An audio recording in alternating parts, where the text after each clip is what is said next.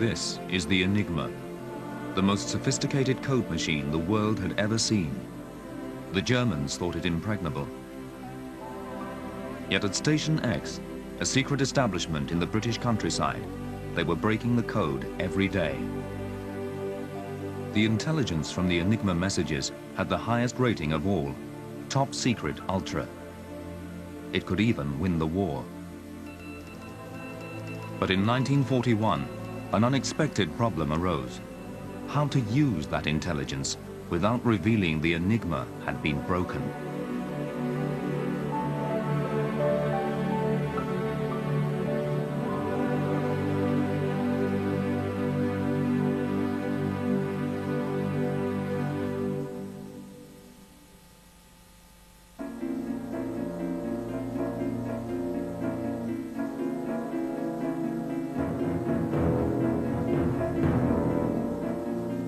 By 1941, Britain was losing the war. Her armies had been kicked out of mainland Europe. Her convoys were being sunk in the Atlantic. Her cities were being battered and bombed. Britain's one secret weapon was the intelligence coming out of Station X. The Germans didn't attach much importance to intelligence at the beginning. You don't if you're winning.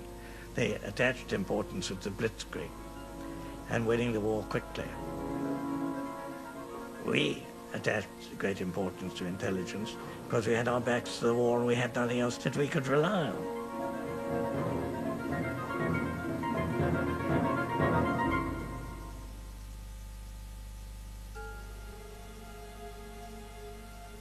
But a German attack on the island of Crete in 1941 would dramatically highlight the dilemma facing Station X about how to use this precious intelligence without giving away the secret of Ultra.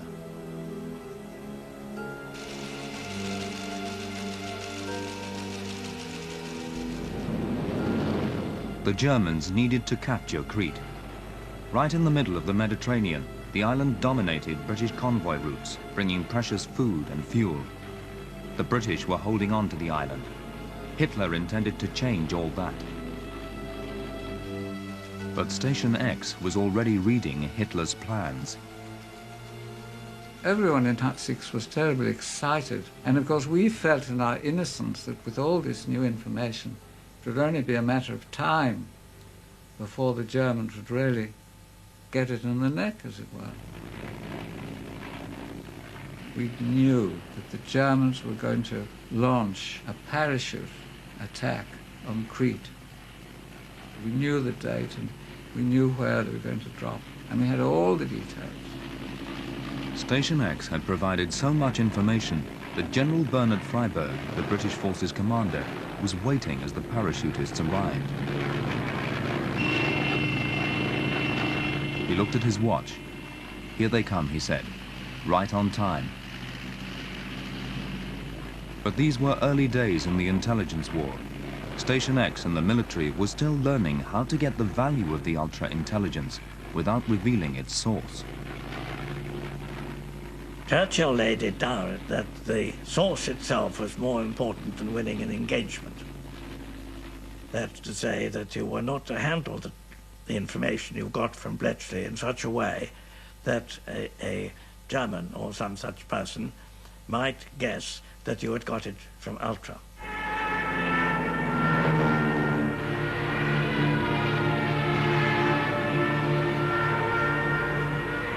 General Freyberg had originally assumed the attack would come from the sea. Once he learned the German plans, he faced a terrible dilemma. He was under strict orders not to give away the source, but he could not protect both fronts. If he changed his strategy, the Germans would know their messages were no longer secret. He tried to split his forces, but to no avail. After bitter fighting, Freyberg was forced to surrender. Britain had lost the island, but the secret of Station X was safe. It was worth losing Crete to keep Ultra. If you've got the force, you can use intelligence. If you've not got the force, you can't use intelligence. And poor Freyberg could not do it. He had not got the force.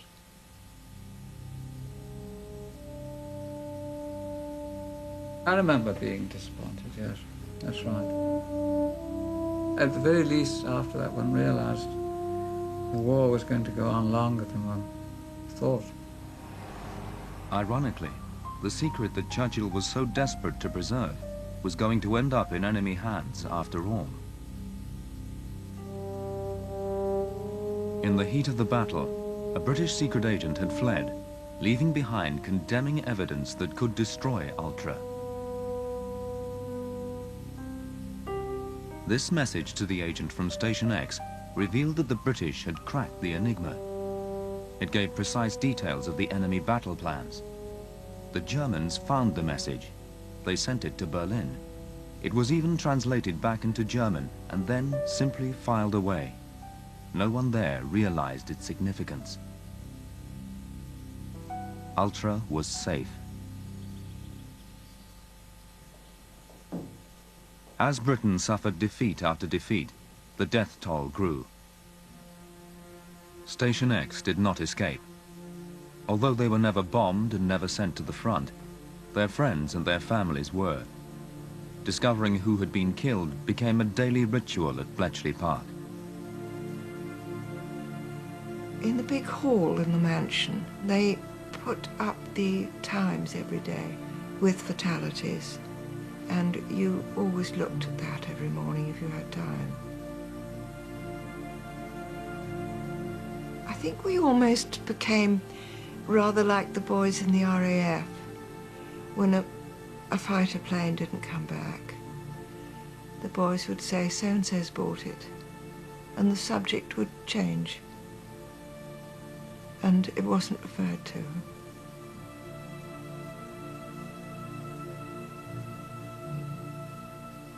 Tuesday, 25th of July. Came off at 6. Pam took me outside to give me some bad news. John has been killed. There seems no point in saying any more. I don't think I really took it in. We walked round the fields and she was quite marvellous. Thank God I had her. It would have been quite unbearable alone. Wrote to Mummy and Daddy. Not a very pleasant day.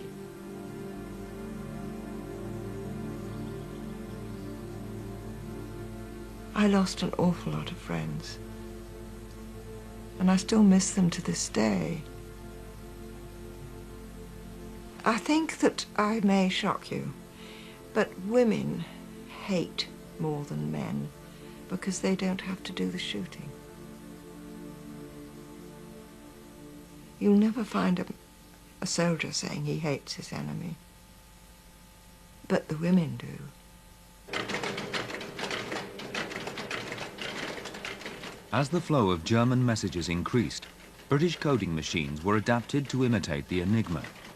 Once the codebreakers had found the settings for a group of messages, the scrambled letters could be typed in, and out would come the plain German, letter by letter.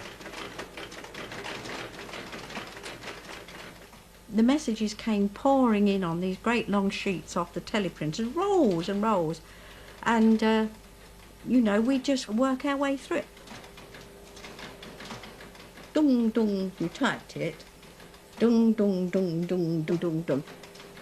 And then we tore that off and turned the message over and stuck it all on the back.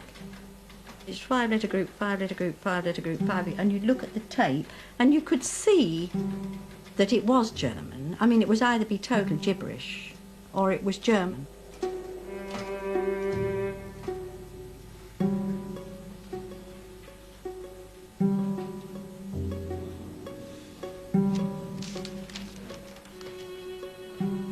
The strips of raw German letters went straight from the decoders to the intelligence huts. There, intelligence analysts puzzled over the messages and tried to assess their significance.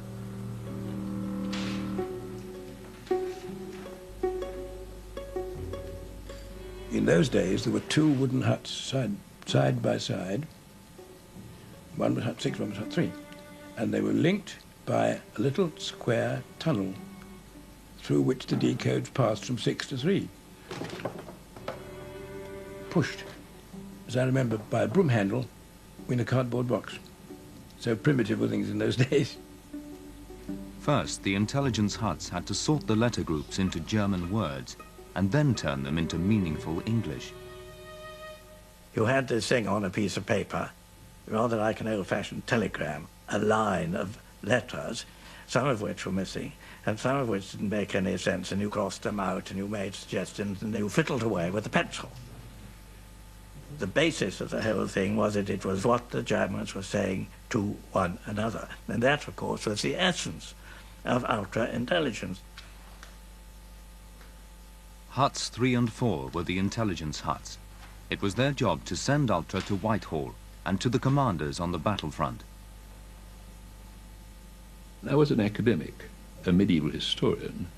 One was used to looking at scrappy bits of evidence in a foreign language and trying to make sense of them.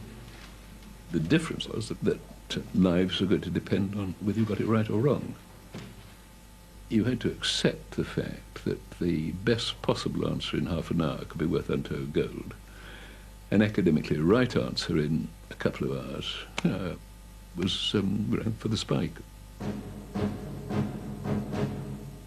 In the deserts of North Africa, a new German general was making a name for himself with his aggressive attacks on the British. Erwin Rommel was to become a major figure in the story of Station X. My father was what you could call a warrior. He was more a soldier's general, not a paper general. He was very lucky in Africa, not having been wounded except one day when a British splinter from a shell hit his belt. But the splinter was sticking in the belt and not in his body.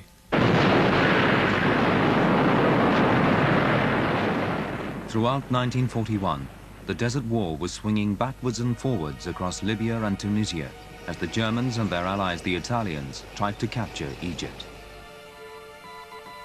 With no landlines for communications, North Africa was pure wireless war. The Enigma was vital to Rommel. My father had never an idea that the German code was broken. He could not imagine that something like this could happen. Station X was sending ultra-intelligence out to North Africa practically every day. But in April 1941, a message arrived in Hut 6 that was going to cost British lives. Rommel was complaining to Berlin that he was under strength. The High Command decided to investigate. Hitler sent Field Marshal Paulus to North Africa to see Rommel. And at the end of all these discussions, Paulus, who was an intelligent fellow, compiled a report. And it was signaled to Berlin on a Luftwaffe cipher. Paulus had chosen to send his report using an Enigma cipher that Station X could always read. One of the British listening posts intercepted that signal. Within hours, Station X was decoding the message. The information that arrived at Hut 3 was dynamite. Paulus had ordered that Rommel should only attack when he could achieve success without substantial losses, as his troops were exhausted.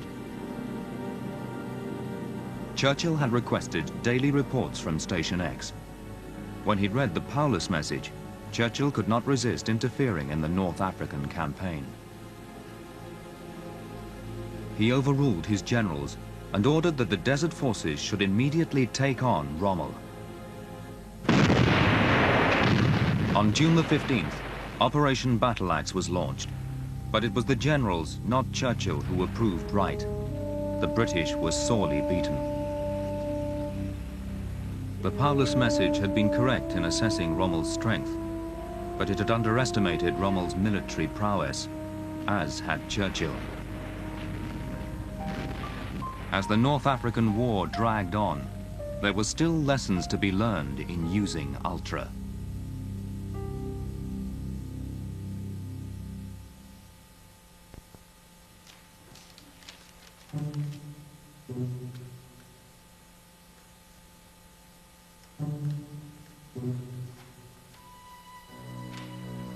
All the mosaic of intelligence that was gathered from the messages had to be catalogued. The smallest detail could turn out to be vitally important. Station X was building up a giant card index system. I was sent to do the cross-reference index, which turned out to be one of the most valuable reference libraries Bletchley or anyone else has ever produced. A very extraordinary form of intelligence. Every name, every place, every unit mentioned in the decoded messages was painstakingly filed and cross-filed for future reference. That is intelligence. You very rarely get the top chap saying, my plan of battle is the extermination of the following countries in the next 6 weeks, or whatever. It's putting together lots and lots of little bits and pieces which are all trivial. And that's why the index, which is an enlarged human memory, was key, absolutely key.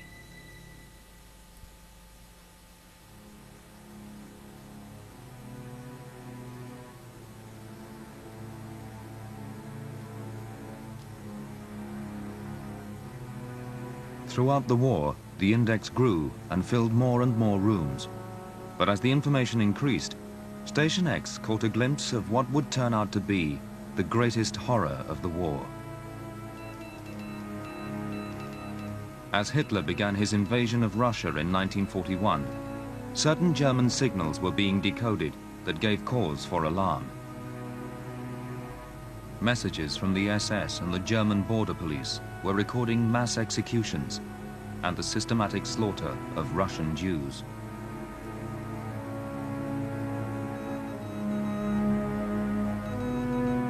Reports sent to Himmler in July recorded how over 1,100 Russians were shot.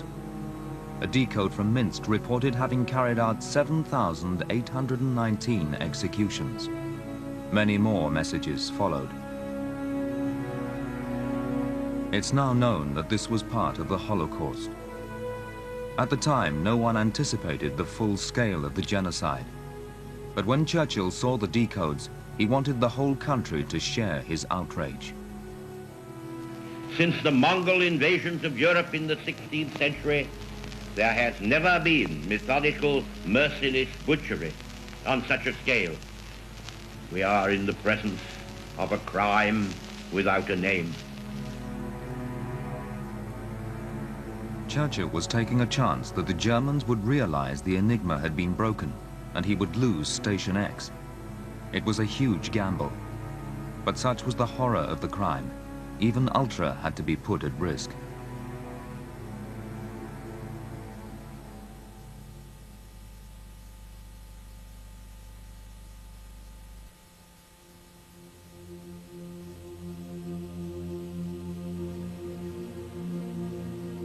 Step by step, the Enigma was giving up more and more of its secrets to the British codebreakers.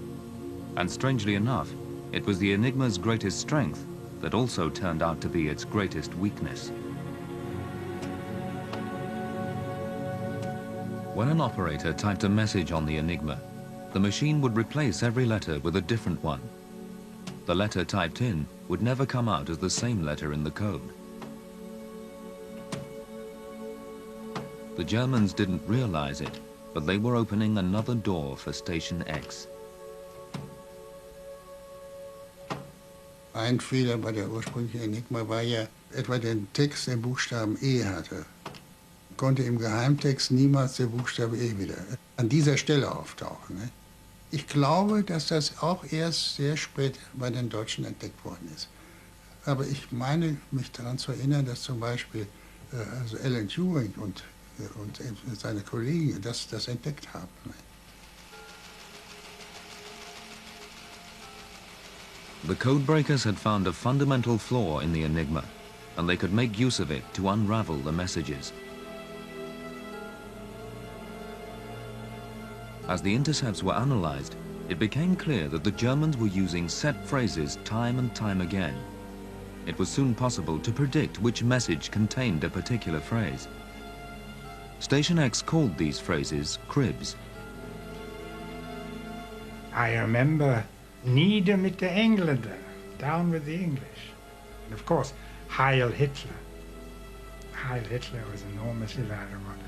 I mean, you should never inculcate in your military anyway the tendency to have exactly the same phrase opening every statement of a great victory. As military bureaucracy settled into routine, the Germans often sent the same message at the same time every day. There was one remarkable one which we used to use sometimes to cheer us up as a sort of college yell, because it had such a wonderful rhythm. It went as follows. Nicht anfliegbar, nicht aufgebaut, Giftfroh Düsseldorf, Popham 2. And you could imagine 6 or 7 adults who had nothing better to do on the night shift, reciting this and feeling a lot better afterwards, perhaps 2 or 3 times in some cases. I mean, that message in itself was pointless. All this said was, you cannot fly from this place, no building has taken place, signed off, whatever. It would have been much better if they hadn't sent it. From their point of view, it was simply the way into the code. When they had decided on their phrase, the codebreakers then looked for it in a message. Finding the correct position for the crib relied on the flaw in the enigma.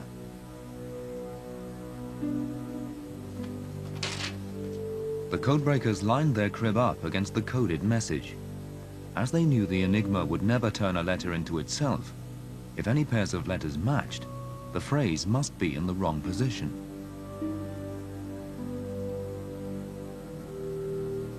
They slid the crib along the message until they found a point where none of the letters were the same. This could be where the phrase was located. Given that head start, Station X could work out the enigma settings for the next 24 hours.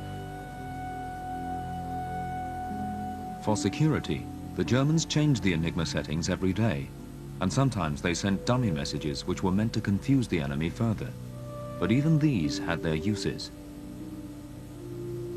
We picked up this message and there wasn't a single L in the whole message, which meant that my chap, who was to send out a fake message, had just had a fag and pressed the last key on his typewriter, you see, and that was L, and so that the whole thing had come out without an L, so that one who got probably the biggest crib we ever had, that the encipherment was L, L, L, L, L, L right through the entire message.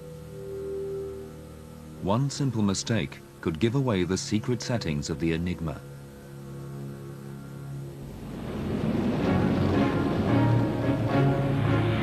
The codebreakers became so adept they would create their own cribs. They would ask the RAF to drop mines in a specific stretch of sea. The Germans would immediately send a message giving a grid reference for the mines. Station X knew the grid reference CF97 would be spelt out in the coded German message, so they used Caesar Fritz 97 as the crib to find the enigma key. Station X called this gardening. By now, the codebreakers were not just learning about the enigma, but also the whole system of war communication. They were rewriting the rules of the Code War.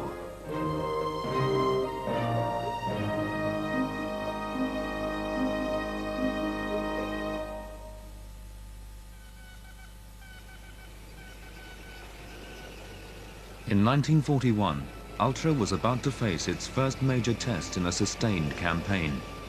The African War was the pendulum war, as both sides' offensives ran out of momentum. Churchill was no nearer the victory he craved. But Rommel had one major weakness. The German Africa Corps totally depended on their Italian allies to bring in supplies. Rommel's supply lines were a natural target for the British.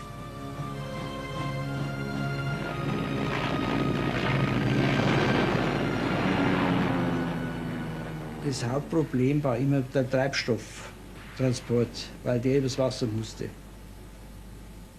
Und da haben die oft 1000 Kilometer und weiterfahren müssen, dass ein Tankwagen Wasser gekommen ist. Und der ist nicht einmal immer angekommen, weil die sind auch abgeschossen worden, genau wie Treibstoff. The RAF knew that convoys of Italian supplies were crossing the Mediterranean to Rommel.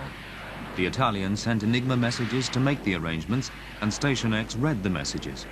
It was almost too easy. I could not understand how Rommel failed to realize that we were breaking important signals. I mean, he was a superb general.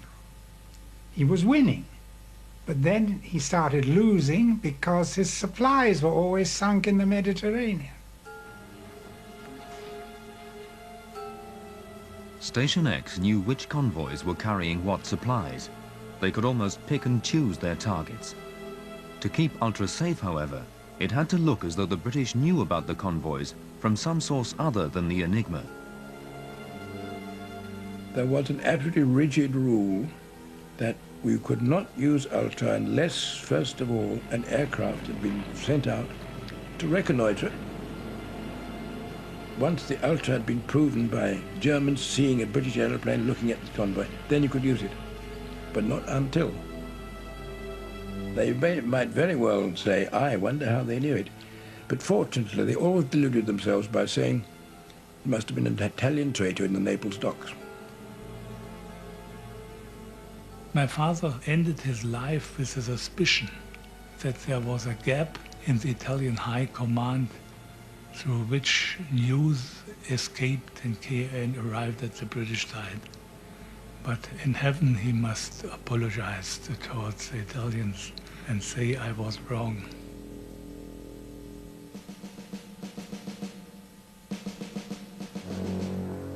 But as was to happen time and time again in the war, an advance in one direction was met by a retreat in another.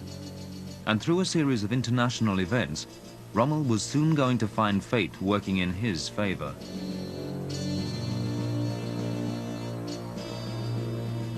The story began several months earlier in 1941, when a group of American codebreakers had visited Station X.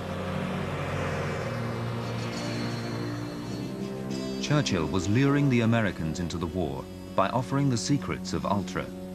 Spies are not prone to share a great deal straight away, you know. It takes time for spies to warm up with one another, and even British and American spies. They played their cards very close to their chest. Getting two countries' secret services to work together was unheard of. But against all odds, the visit was a success. From then on, the Americans would share the secrets of the Enigma, but that was going to play right into Rommel's hands.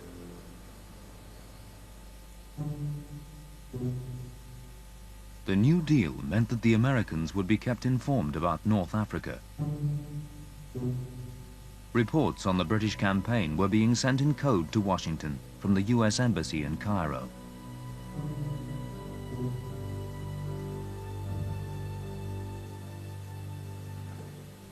In August that year, a local Italian working for the Americans, Loris Gerardi, got hold of the combination of the safe where the embassy's code book was kept. Gerardi copied the code without the Americans ever knowing. Now Rommel had access to British secrets. He knew what his enemy was up to.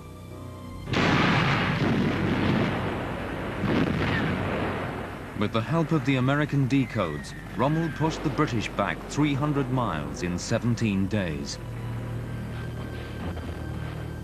The reports going back to Churchill told of disaster after disaster. The situation was critical.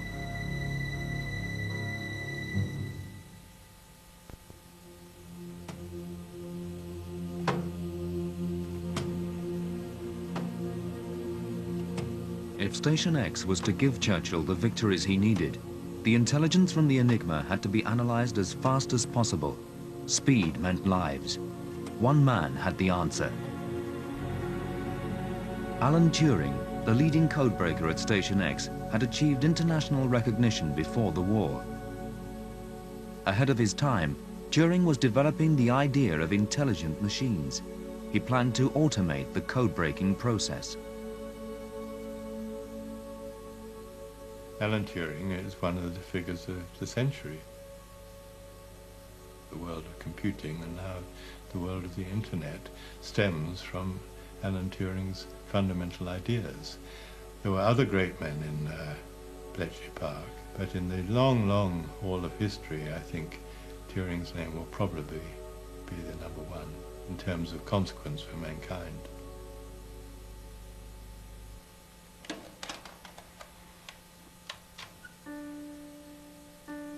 Breaking the enigma meant working out how the operators had configured their machines for that day's messages.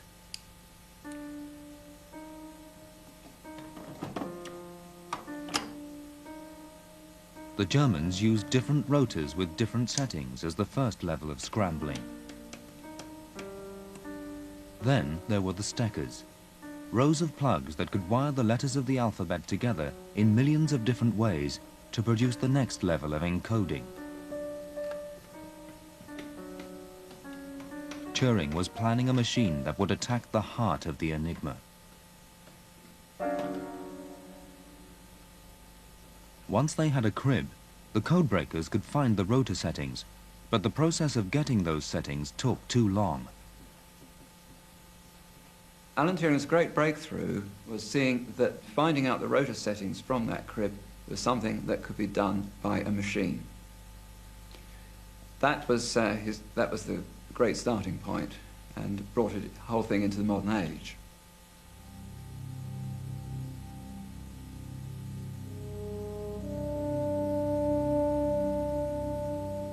Turing's machine could defeat the enigma in minutes. It was called, strangely, the bomb.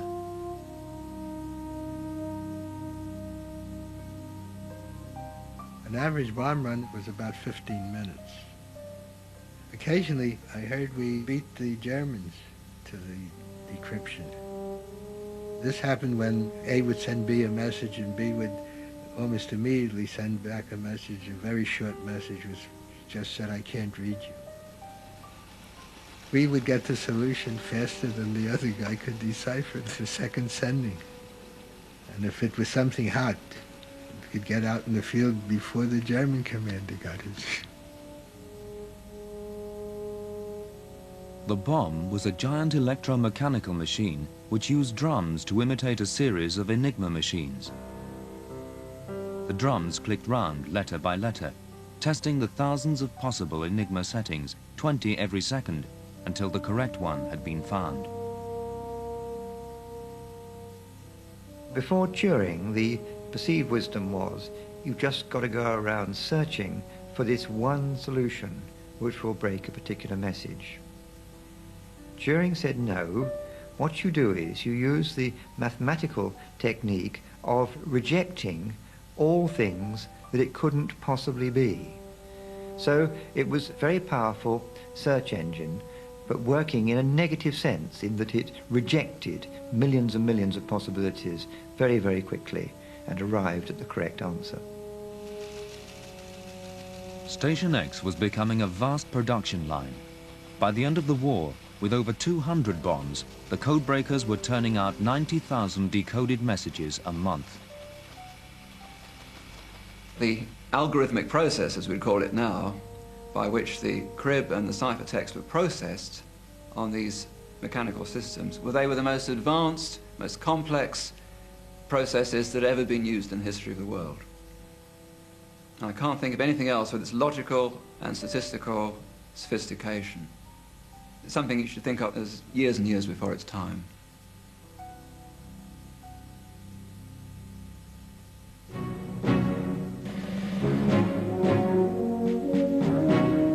The bombs needed people to run them. Station X turned to the Navy. Hundreds of Wrens were recruited. Well, the first shock was getting the travel warrant, because I was hoping in Portsmouth or Plymouth or somewhere to find Bletchley. It was a terrible disappointment. And straight into Hut 11, and there all these machines were, and we were told what we were going to do, and it was quite obvious that there was no escape.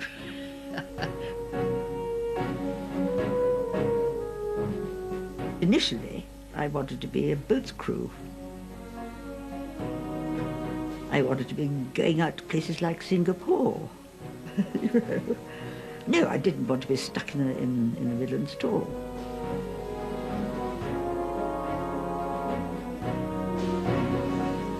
The impression was a tremendous noise, clickety-click going on all the time. A lot of sort of heavy, sort of oily smell. I remember the oily smell. And this noise, because there wasn't just one bomb going clickety-click, there might be 10 in each bay, all whizzing round at the same time, all these rotors whirring round. It was very noisy.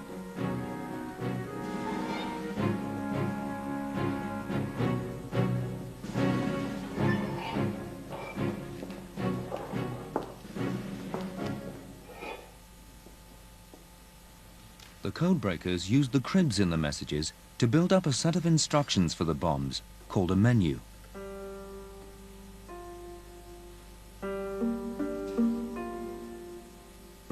By teasing out relationships between the letters in the crib, they could then tell the bomb to look for the rotor settings that would turn that message into plain German.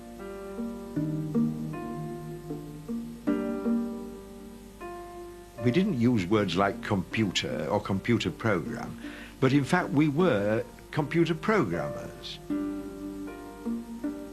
We were given a crib and we were expected then to try to produce our computer program to feed to the bomb. And we had to have this great organization breaking messages. In the past, one has pictures of little groups of rather heroic cryptographers who were working on their own to break some difficult message. We were all entirely dependent upon electronics, in effect, to do what we did.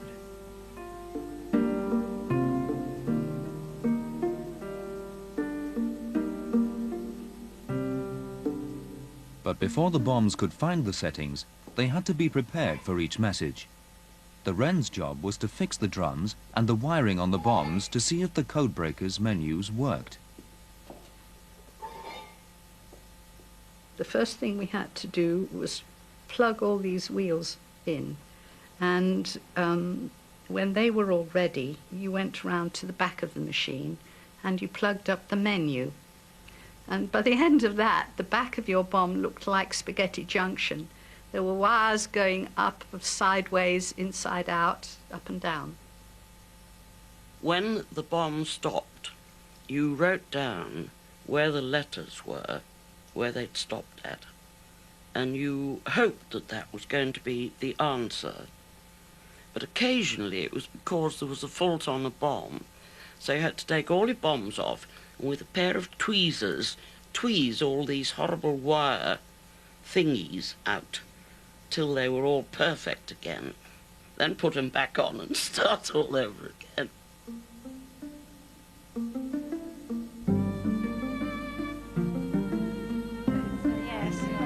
Yes. Margaret, this is Anne.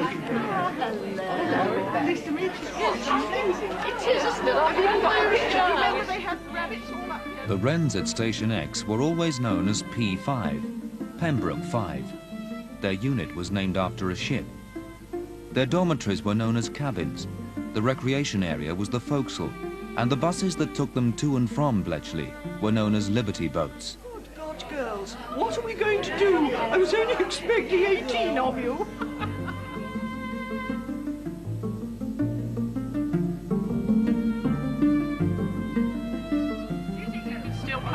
Yes, I think I and can put the bomb and the jump on the front Yes, and turn the always. settings on the front row. Yes. And I still say to myself, apple butter, Charlie, Oh, Dan, Edward, Freddie, George, Henry, Ing, James, Kenneth, London Monkey Nuts, Oliver, Peter, Cracker, Robert, Sugar, Tommy, Unicorn, Vinegar, William, X-Ray, Yellow, Zebra.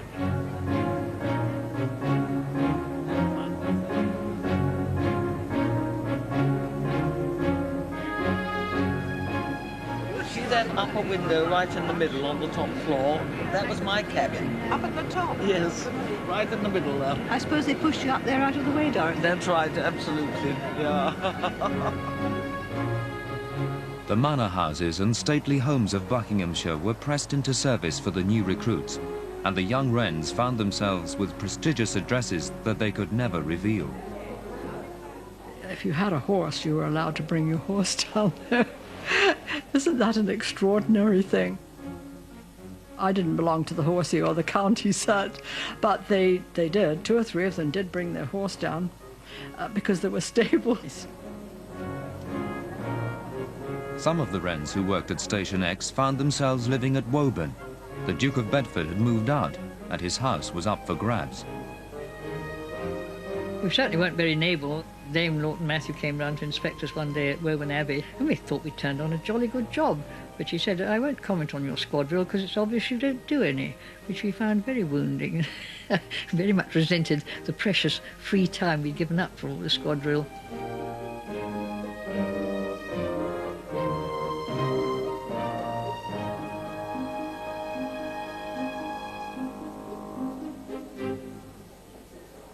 The bomb Wrens spent their war years commuting between their stately homes and the bomb rooms.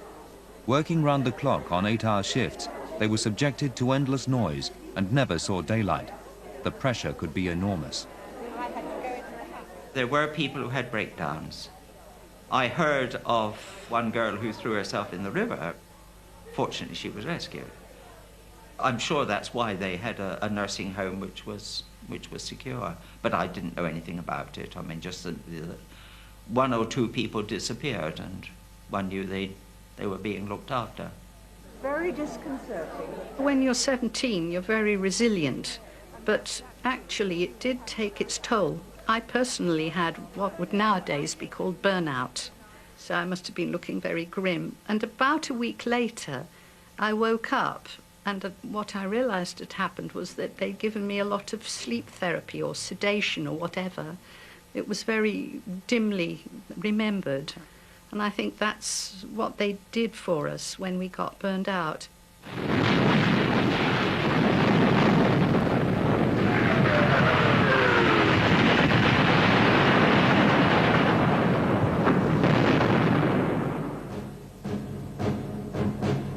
Churchill, still reading Ultra and still pushing his generals, went to the desert to put his stamp on the war. He wanted results, and he wanted them fast. Out went one lot of generals, and in came another. Lieutenant General Bernard Montgomery became the new 8th Army commander. It was now his job to defeat Rommel's Afrika Korps. He knew from Ultra that Rommel was about to attack, but where? Montgomery predicted the ridge at Alam Halfa. Monty said, looking at the ground, he will go over the Alam Halfa ridge. Some days later, we decoded a signal from Rommel saying, I'm going to attack on the 30th of September, the Alam Halfa ridge, which is exactly what Monty had said. I think from that moment on, Monty was so confident of his own intelligence that he couldn't be beaten. He knew everything. But Montgomery had another advantage. The American embassy in Cairo had realized their intelligence reports on the British campaign were being read by the Germans. They had immediately changed their code. Rommel no longer knew what his enemy was planning. Montgomery, however, was still receiving Ultra from Station X. Soon, the German forces were under enormous pressure. But Station X was beginning to have reservations about Montgomery. We felt that Montgomery did not trust the intelligence information that Bletchley Park was providing him with, because we believed in our own arrogant way that we were probably providing a service to the military that no other military had ever had in the history of warfare. On the 23rd of October, the British went on the attack at El Alamein. Our mandate from the Prime Minister is to destroy the Axis forces in North Africa. We are going to finish with this chap, Rommel, once and for all.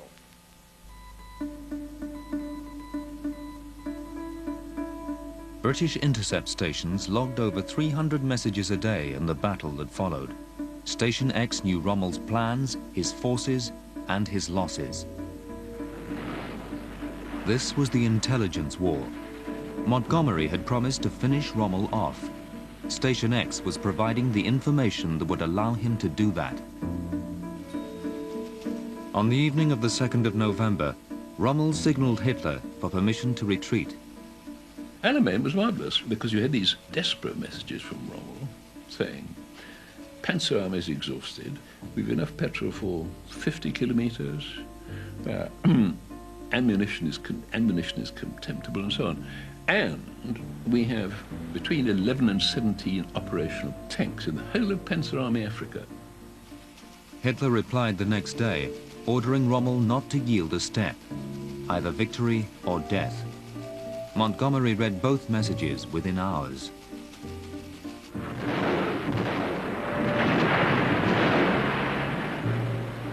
At El Alamein, Montgomery's superior forces crushed Rommel.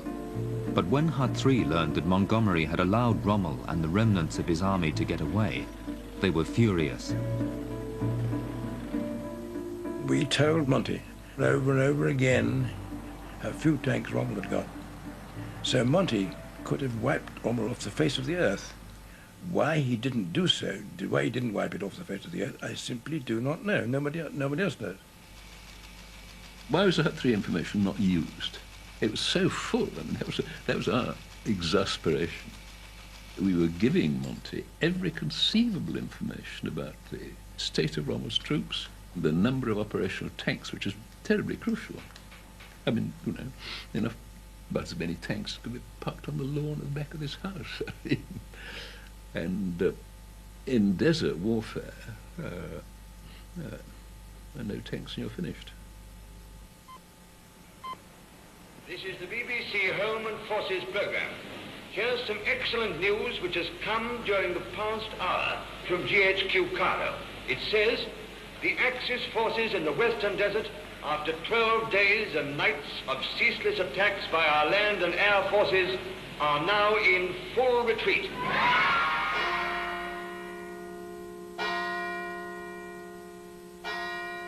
Outside Station X, there were no complaints. Churchill called Alamein the end of the beginning.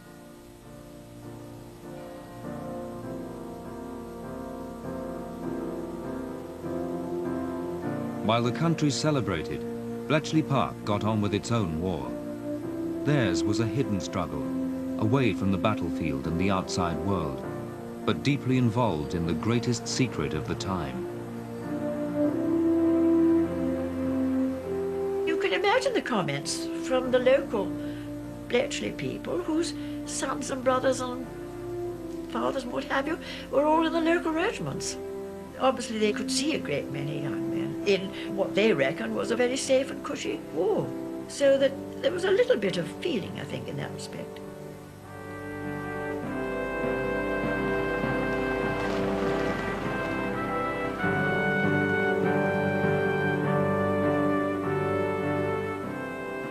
I didn't feel guilty that I'm not at the front, because of course it was a very different war from some other wars that had been fought. We knew so much about what was really going on in the war, more than anybody else did, I think, that we had kind of vicarious action in that way. We felt we were involved in the action even though we were not there in battlefields.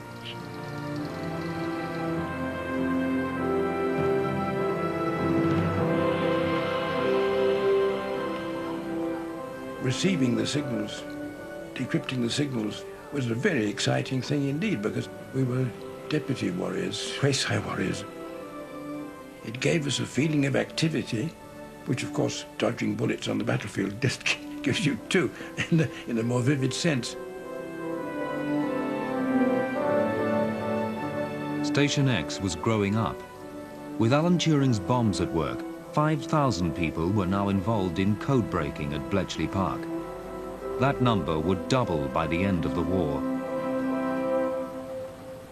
December 31st, 1942. Somehow war seems the natural state of affairs, and peace, when it comes, will take a hell of a lot of getting used to.